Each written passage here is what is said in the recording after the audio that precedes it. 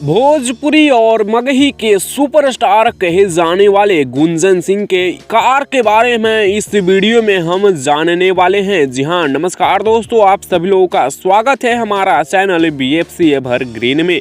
Video को आगे देखने से पहले लाइक करिएगा, चैनल पे नए हैं तो सब्सक्राइब करिएगा, साथ ही में नोटिफिकेशन को ऑल पे सिलेक्ट करिएगा ताकि हर एक वीडियो का नोटिफिकेशन सबसे पहले आप तक जा सके। जी हाँ दोस्तों, भोजपुरी इंडस्ट्री के सुपरस्टार और मगही के भी सुपरस्टार कहे जाने वाले गुंजन सिंह विवादों से दूर रहते हैं। जी हाँ दोस्तों, और गुंजन सिंह का एक से बढ़कर एक सुपर हिट ब्लॉकबस्टर भोजपुरी के साथ साथ मगही में भी दे चुके हैं।